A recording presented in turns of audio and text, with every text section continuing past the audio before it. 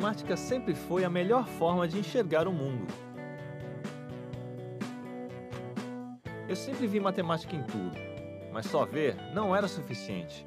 Eu precisava convencer meus alunos que não paravam de me perguntar para que serve a matemática. Então, eu senti o dever de mostrar como a matemática está em toda parte no dia a dia. Matemática em toda parte 2.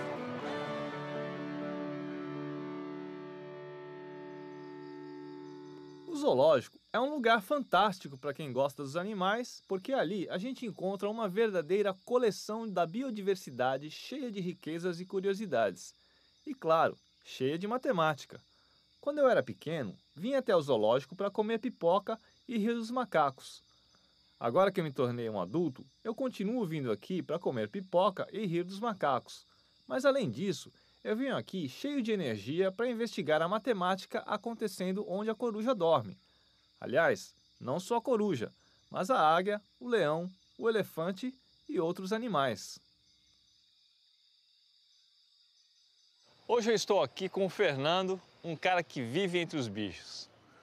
Fernando, você prefere viver com os homens ou com os animais? Então, eu particularmente prefiro viver com os animais. Até porque eu sou veterinário, eu consigo entender melhor os animais do que os seres humanos. Quantas espécies de animais vivem aqui no zoológico? Em torno de 2.000 animais. De onde vêm esses animais? Muitos são oriundos de permuta.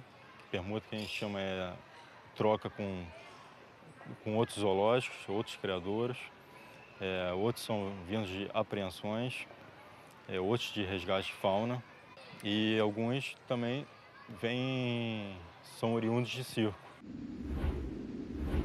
Em matemática, quando a gente se vê diante de um problema com números e fatores muito grandes, a melhor coisa a fazer é reduzir tudo ao mínimo possível para facilitar as contas.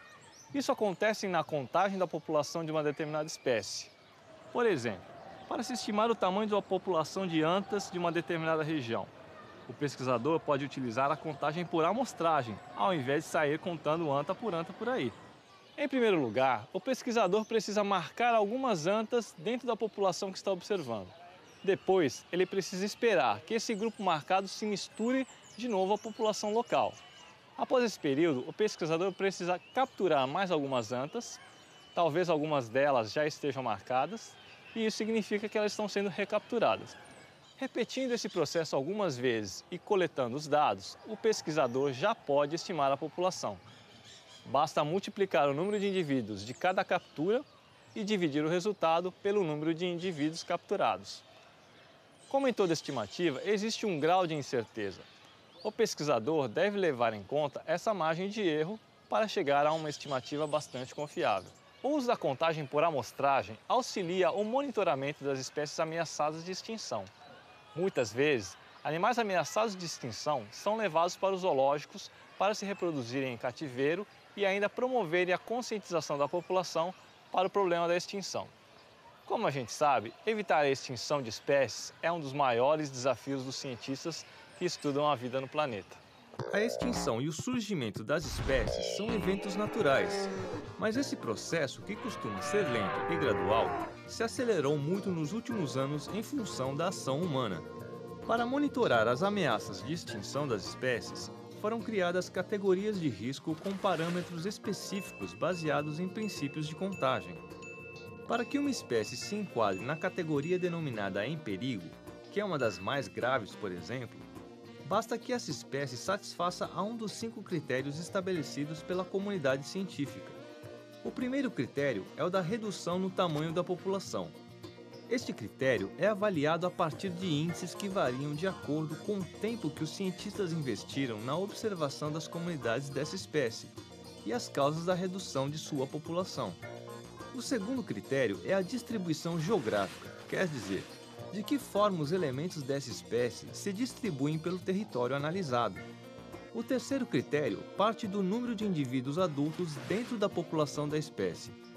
Uma população adulta menor do que 2.500 indivíduos indica perigo à espécie. O quarto critério parte do número de indivíduos maduros dentro da população total. menos de 250 indivíduos maduros também indicam perigo. O último critério é a análise quantitativa da probabilidade de extinção. Se o resultado dessa análise mostrar uma probabilidade de extinção de pelo menos 20% dos indivíduos dentro de 20 anos ou 5 gerações, isso é considerado como sinal de perigo.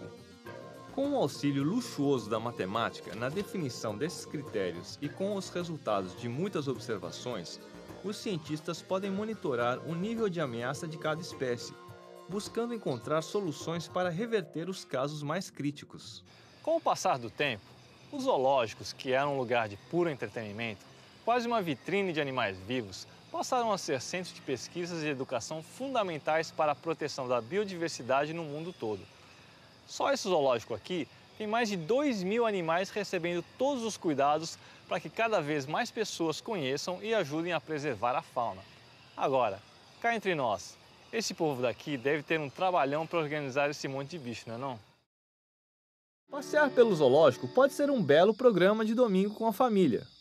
O que a gente muitas vezes não percebe quando está distraído na fila do ingresso ou do cachorro-quente é que tudo no zoológico tem um porquê. Cada bicho, cada jaula, tudo está num lugar que foi escolhido a partir de critérios bem definidos.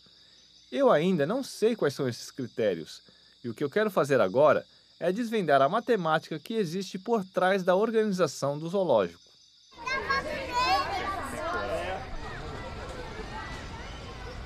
Eu estou aqui com o Rodrigo, um tipo de Tarzan da cidade grande. Rodrigo, é verdade que aqui no zoológico o bicho pega?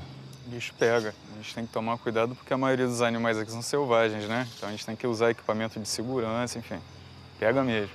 E vem cá, você tem um animal preferido? Bom, eu trabalho com aves aqui, né? A minha preferida é a suindária, uma coruja branca. E antes de você trabalhar aqui, você já gostava da coruja? Sim, sempre gostei. Desde criança eu gosto muito de bicho. Ela sempre foi minha preferida. E como é que vocês dividem os animais? Bom, aqui a gente divide em 3 grupos, né? Mamíferos, aves e répteis e anfíbios. Apesar de serem 2 grupos, a gente uniu num grupo só. Existe alguma característica em comum nesses grupos que você citou? A gente pode citar uma interessante, né, entre aves e mamíferos, que é a termorregulação, é a capacidade, né, de termorregular, né? O que é isso? É manter a temperatura corporal. Se está frio, ele consegue se esquentar, né? E se está quente, ele consegue, de certa forma, manter a temperatura. No estudo dos milhões e milhões de formas de vida na Terra, os cientistas buscaram organizar a fauna em conjuntos e definir os critérios de classificação desses animais. Em matemática, o critério de demarcação ou pertencimento é a característica que relaciona os elementos dos conjuntos, ou seja, o critério é fundamental para que a definição de um conjunto seja correta.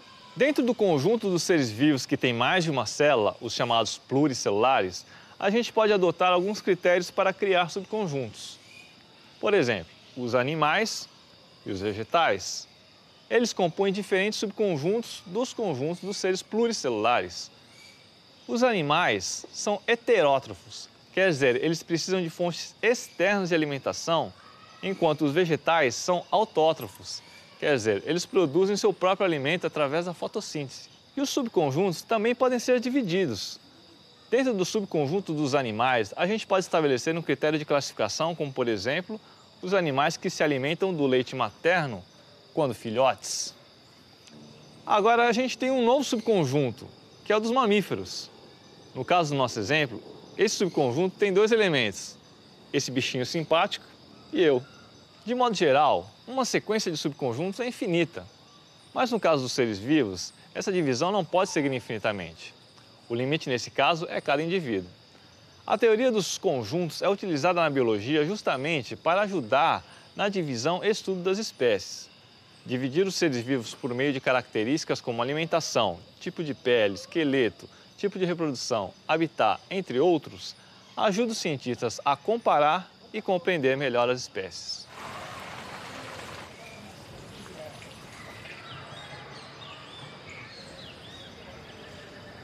Quando a gente pensa nos bichos, a primeira impressão é que cada espécie pertence a apenas um conjunto. Dessa forma, um animal não poderia ser ao mesmo tempo ave e mamífero. Ou seja, não existiriam elementos em comum entre os conjuntos de animais. Quando dois ou mais conjuntos não têm elementos em comum, eles são chamados de disjuntos. Caso contrário, a gente diz que eles possuem interseção.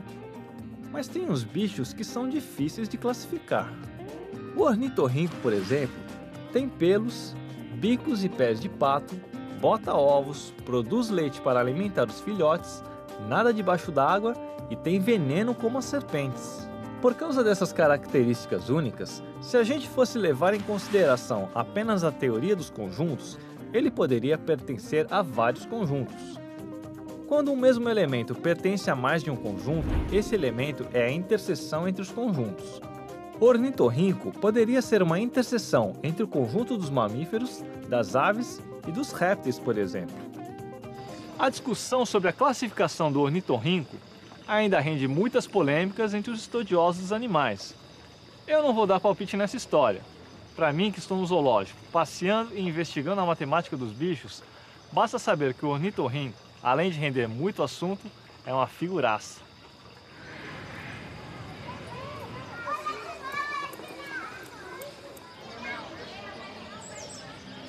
O zoológico é fascinante, porque aqui a gente pode encontrar pequenas amostras desse tesouro vivo que é a fauna terrestre.